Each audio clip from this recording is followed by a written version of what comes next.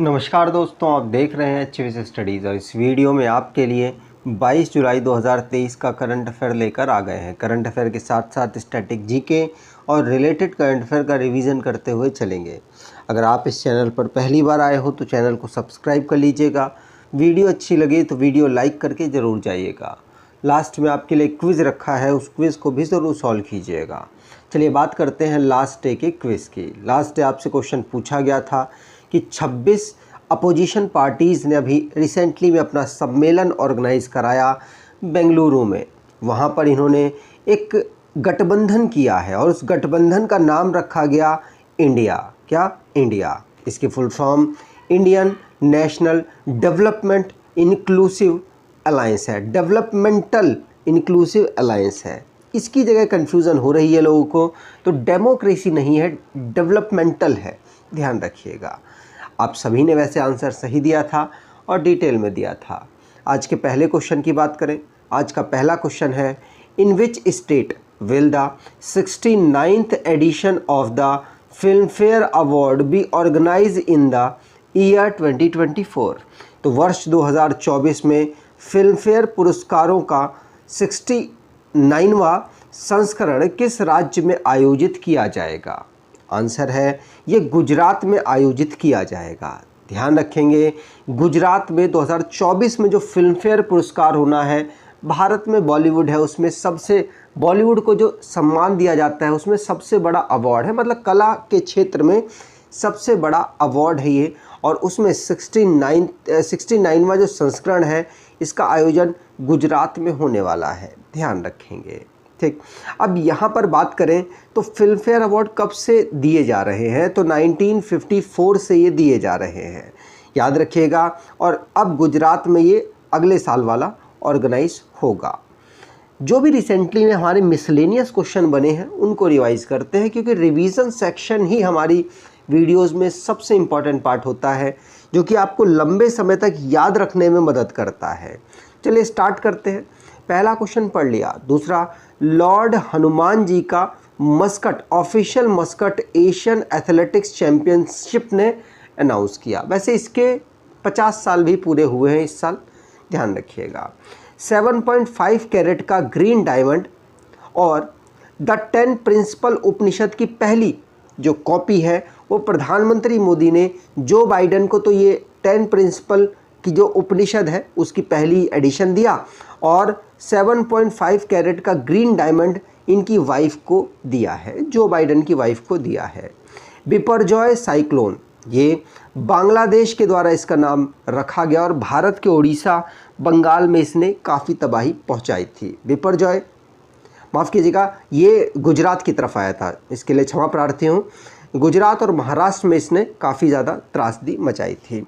अगर बिपरजॉय साइक्लोन की बात करें तो ये वो साइक्लोन है जो कि लंबे टाइम पीरियड तक रहा है, मतलब इसका मतलब ये है कि सबसे लंबे समय तक ये साइक्लोन रहा।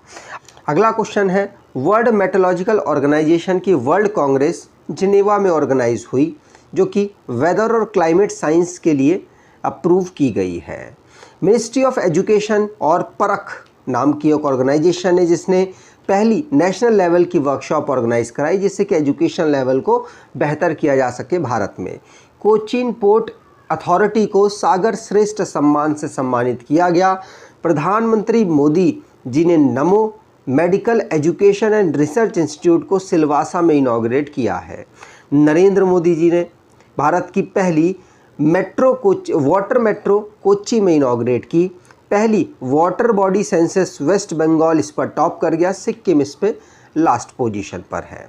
अगला question, in which country was the Asian surfing championship organised? तो एशियन सर्फिंग चैंपियनशिप किस देश में आयोजित की गई? आंसर है ये आयोजित की गई है मालदीव में। भारत इसमें ब्रॉन्ज मेडल जीता है।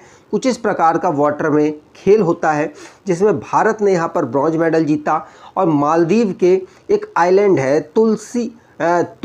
तुलिस दू, कौन सा? तिलियुस दी आइलैंड है, वहाँ पर इसको ऑर्गेनाइज कराया गया। इसमें 18 कंट्रीज़ ने एशिया की पार्टिसिपेट किया था और भारत को इसमें ब्रॉन्ज मेडल मिला, आपको पता होना चाहिए। आगे बात करें। अगला क्वेश्चन, उससे पहले अगर आप कोई ई बुक देख रहे हैं तो आप इस ई बुक को परचेज कर सकते हैं। इसमें ऑलमोस्ट आपके अक्टूबर से अप्रैल तक का करंट अफेयर एमसीक्यू माध्यम से कवर किया गया है। आपको आने वाले एग्ज़ाम के लिए बेनिफिट मिलेगा, तो आप इसको ज़रूर परचेज कर लें। अगला question, who has been appointed as the new MD या managing director of Life Insurance Corporation. तो एलआईसी के नए एमडी कौन अपॉइंट हुए हैं? आंसर होगा ये अपॉइंट हुए हैं कौन? तो आंसर सतपाल भानु। कौन? सतपाल भानु को यहाँ पर अपॉइंट किया गया है।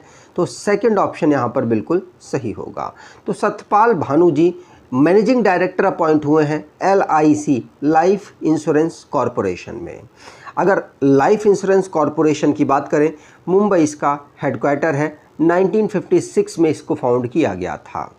आगे अगला क्वेश्चन, उससे पहले जो भी रिसेंटली में अपॉइंटमेंट से रिलेटेड क्वेश्चंस बने हैं उनको रिवाइज करते हैं। पहला क्वेश्चन पढ़ लिया। दूसरा, नाटो के सेक्रेटरी जनरल तिबारा बन गए हैं जेन स्टोलनबर्ग, नॉर्वे से बिलोंग करते हैं। एपी शाही नए चेयरमैन बने हैं national consumer disputes redressal commission के।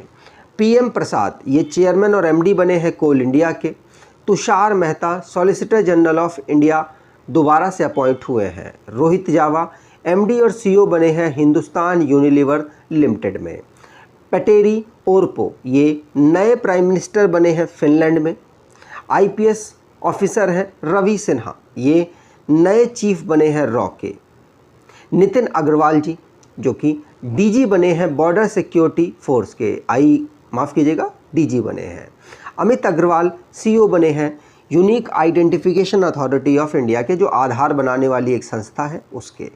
अगला question, national mango day is annually observed and. तो राष्ट्रीय आम दिवस प्रतिवर्ष कब मनाया जाता है? आंसर होगा ये 22 जुलाई को ऑब्जर्व होता है।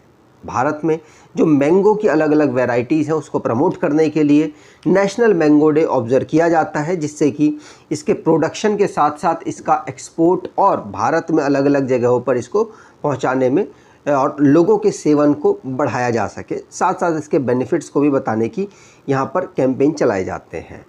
अगला क्वेश्चन, भारत या India has signed an agreement with which country for joint development of semiconductor ecosystem. तो भारत ने सेमीकंडक्टर पारिस्थितिकी तंत्र के संयुक्त विकास के लिए किस देश के साथ एक समझौते पर हस्ताक्षर किया है? तो यहाँ पर समझौते पर हस्ताक्षर जापान के साथ किया गया। तो भारत और जापान सेमीकंडक्टर के एनवायरनमेंट को डेवलप करने के लिए यहाँ पर एक दूसरे की हेल्प करने वाले हैं, जिससे कि इस फील्ड में एक दूसरे की मदद की जा सके। वैसे जापान की बात करें तो दुनिया में 5वां सबसे ज़्यादा प्रोड्यूस या फिर कह सकते हैं कि सेमीकंडक्टर का जो इकोसिस्टम इसकी कंट्री में डेवलप्ड है। साथ साथ 100 सेमीकंडक्टर मैन्युफैक्चरिंग प्लांट्स भी जापान में तो अभी इस समय पर वर्क कर रहे हैं। लेकिन भारत इस फील्ड में अपने आप को आगे लाने की कोशिश कर रहा है, तभी भारत ने गुजरात को सेमीकंडक्टर जो स्टेट के रूप में डेवलप करने की कोशिश कर रहा है और अलग अलग इन्वेस्टमेंट करने की यहाँ पर कोशिश हो रही है। तो भारत ने जापान के साथ जो एग्रीमेंट किया है वो इसी की एक कड़ी में एक है, जो कि सेमीकंडक्टर इकोसिस्टम और मेंटेन करने के लिए साथ साथ ग्लोबल सप्लाई चेन में जुड़ने के लिए जापान के साथ यहाँ पर एग्रीमेंट हुआ है। आपको पता है जापान जो कि क्वाड है, आपको पता है 4 कंट्री का समूह है, जिसमें यूएस, भारत, जापान और ऑस्ट्रेलिया है।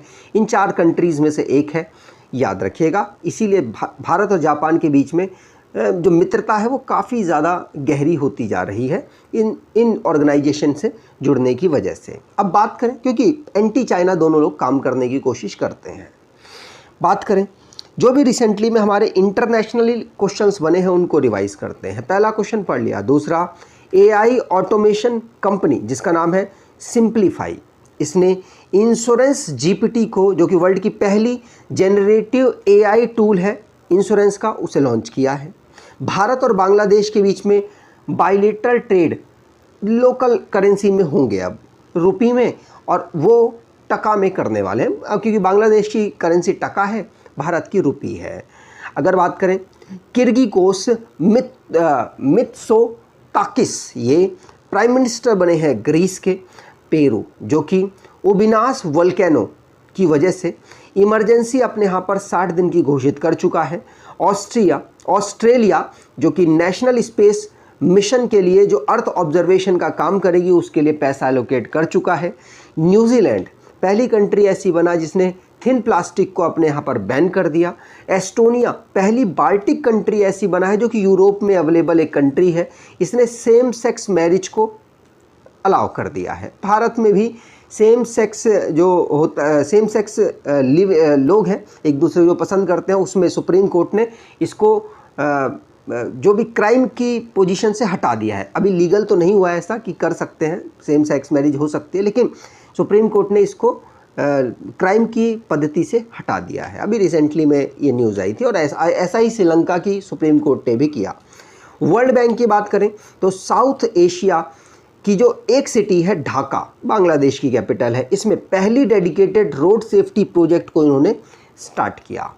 अगला question, which ministry has won the best engagement award for procurement through GEM portal? तो किस मंत्रालय ने GEM पोर्टल के माध्यम से खरीद के लिए सर्वश्रेष्ठ सहभागिता पुरस्कार जीता है? आंसर होगा, ये पुरस्कार जीता है मिनिस्ट्री ऑफ कोल ने। मिनिस्ट्री ऑफ कोल को संभालने वाले प्रहलाद जोशी हैं। इनकी जो मिनिस्ट्री है उसने बेस्ट एंगेजमेंट अवार्ड जीता है। किस में जीता है? तो GEM जो पोर्टल से खरीद की जो पारदर्शिता मेंटेन करने के लिए ये अवार्ड इनको मिला है। कोल इंडिया आपको पता है राइजिंग स्टार का अवार्ड इसको प्राप्त हुआ है और NLC इसको जो इंडिया लिमिटेड है इसको टाइमली पेमेंट कैटेगरी में बेस्ट अवार्ड मिला है। मतलब पेमेंट काफ़ी टाइमली से ये करता है। इसकी जो हेडक्वार्टर वो चेन्नई तमिलनाडु में अवेलेबल है NLC का। अगला question, ministry of culture has tie up with which bank to provide financial assistant to veteran artist? तो संस्कृति मंत्रालय ने अनुभवी कलाकारों को, मतलब 60 साल से ऊपर वाले जो कलाकार हैं उनको वित्तीय सहायता प्रदान करने के लिए किस बैंक के साथ समझौता किया है? आंसर होगा, मिनिस्ट्री ऑफ कल्चर ने केनरा बैंक के साथ यहाँ पर साइन अप किया, जो कि 60 साल से ऊपर के जो मतलब कलाकार हैं उनको फाइनेंशियल असिस्टेंस दिया जा सके। याद रखिएगा, इसमें उनकी पेंशन वगैरह से रिलेटेड, मेडिकल वगैरह से रिलेटेड यहाँ पर सुविधाएं देने की कोशिश की गई है। केनरा बैंक गवर्नमेंट का एक बैंक है, 12 टोटल गवर्नमेंट के बैंक हैं जिनमें से एक है केनरा बैंक। ये किस बैंक, सिंडिकेट बैंक के साथ मर्ज हुआ था 2020 या 19 में, एक बार ईयर कंफर्म कीजिएगा, और बेंगलुरु में इसका हेडक्वार्टर है। लेकिन ये सिंडिकेट बैंक के साथ मर्ज हो चुका है और अब सिंडिकेट बैंक इस दुनिया में अवेलेबल नहीं है, मतलब सिंडिकेट की जगह अब केनरा बैंक माना जाता है। अगला question, who has become the 10th cricketer to play 500 matches in international cricket? तो अंतर्राष्ट्रीय क्रिकेट में 500 मैच खेलने वाले 10वें क्रिकेटर कौन बन गए हैं? आंसर है, ये विराट कोहली बन गए हैं। भारत के तो ये चौथे बने हैं, लेकिन अगर दुनिया में बात करें तो दुनिया में ये 10वें प्लेयर बन चुके हैं जिन्होंने 500 इंटरनेशनल मैचेस खेल लिए हैं, सारे मैचेस को मिलाकर।